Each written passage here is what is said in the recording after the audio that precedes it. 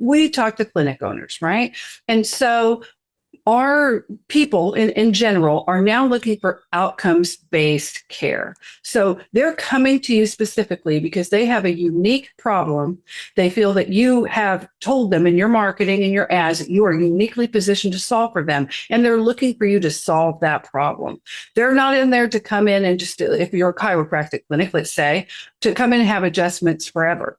Right? They want you to fix a pain point that they have. If you're a med spa, there are skin elasticity issues. There's either wrinkling, there's frowning, there are sunspots. Everything there's a pain point, and they're coming to you to help them for that. So there is an outcome. So you want to think about that outcome and what it costs and what you're worth to fix it to that outcome. That's where you come up with your pricing.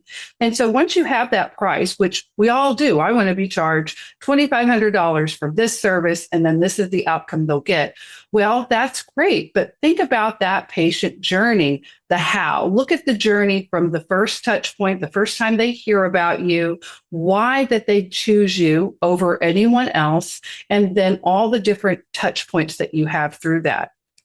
And there's different patient journeys. You have that initial early patient journey. That's when we're talking about lead generation, right? Getting the lead into the door so that you have the opportunity to sell them a service, you sell them, and then they become a client. Then you have a fulfillment journey.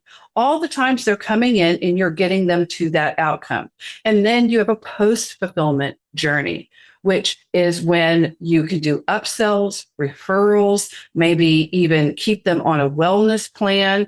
And you still have to define each part of these journeys. And everyone on your staff needs to know, well, that's Sally. She's at this part of the journey. This is what we're working on. This is our protocol for someone who is doing this with us at this part of the journey. Did you want to say something, Rory? Well, there's two things that we're talking about, two concepts that very tightly overlap on each other. Mm-hmm. And the first concept is that you've got to sell an outcome, right? So, yes.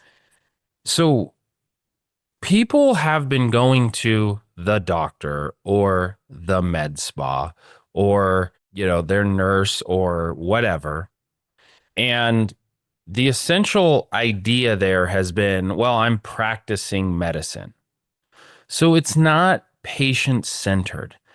The doctor doesn't sit down there and say, hey, Mary, what would you like to accomplish together? What are your goals, right? Basically, Mary comes in and says, this is my symptom, and doctor prescribes a medicine and says, well, try this, right?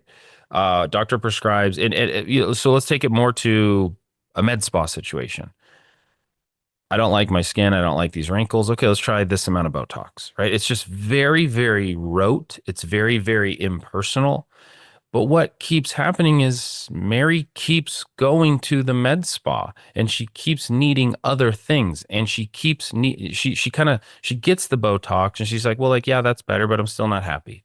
And she gets the Juvederm but I'm still not happy. Or yeah, I get the adjustments for my back, but I still am not living a fully experienced, fully embodied, experienced sensation of wellness in my life, right? Yeah, and we're not saying that this patient keeps on coming back to the same clinic. It's other clinics. Yes, yeah. It's other clinics. They're shopping around. They're a la carting because you have an a la carte commodity service, right? Yes. So I can get a shot here. I'll get an adjustment there. I'll just go on Groupon and I'll shop all the specials each week and I'll go in and then I'll get this. And eventually, hopefully, maybe I'll get my thing fixed to what I really, really want. Rather than you're taking them down a very specific thing, you're finding out what they're really wanting, and then you're selling them on a higher ticket item to get them there, to truly be their healthcare professional that's getting them to the goal. That's what people are going to really pay for. And that's when they're going to get the best possible results because you're there seeing how the treatments are working and getting them to this goal rather than having them go, well, maybe I'll save $5 here. And then if I go and shop this special over here, eventually, if I only need 12 adjustments, then I could do 12 $21 specials.